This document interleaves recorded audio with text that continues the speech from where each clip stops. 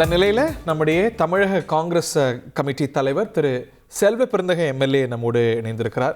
திரு ராகுல் காந்தி ரொம்ப நாள் கோரிக்கை வச்சார். ஆனால் நீங்கள் டபுள் ஸ்பீக் பண்ணுறீங்க. நீங்கள் செய்யவே இல்லை, ரெட்டை வேடம் போட்டீங்க, நாங்கள் செஞ்சுருக்கோம் அப்படின்னு உங்களையும் திட்டி அறிவிக்கும் அறிவிச்சிருக்கிறாங்க. ஒரு பெரிய டெவலப்மெண்ட்.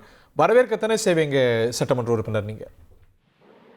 இல்ல இது தொடர்ந்து ராகுல் காந்தி அவர்கள் இந்த விஷயத்துல சாதிவாரி கணக்கெடுப்பு நடத்தணும், சமூக நீதியை அப்படித்தான் நிலைநாட்ட முடியும்னு வலியுறுத்தி வந்தாரு. பல முறை நாடாளுமன்றத்துல பேசியிருக்காரு. நாங்களும் மக்கள் மன்றத்துல பேசியிருக்கோம், சட்டமன்றத்திலையும் ஒன்றிய அரசை வலியுறுத்தி இருக்கோம், தீர்மானம் போட்டிருக்கோம்.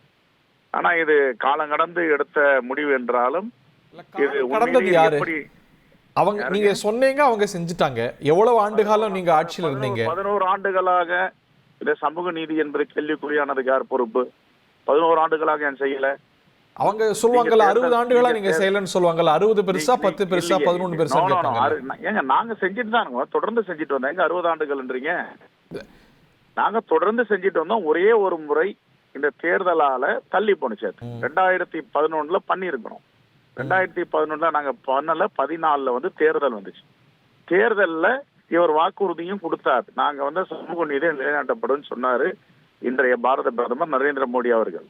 ஆனா இன்னைக்கு நீங்க 14 ஆட்சிக்கு 24 10 ஆண்டுகள் போயிட்டு இன்னைக்கு 25 ஓராண்டுகள் நிறைவு பெற போகுது. 11 ஆண்டுகளா அந்த சமூக நீதிக்கு ஒரு மிகப்பெரிய கேள்வி எழுந்திருக்கு. இந்த சமூக நீதி 11 வருஷமா ஏன் நிலைநாட்டல? அரசு உடைய நலத்திட்டங்கள்லாம் சமூக நீதியின் அடிப்படையில போய் சேருவதற்கு யார் முட்டுக்கட்டையாகிறதாங்க இதெல்லாம் இருக்கு. இருந்தாலும்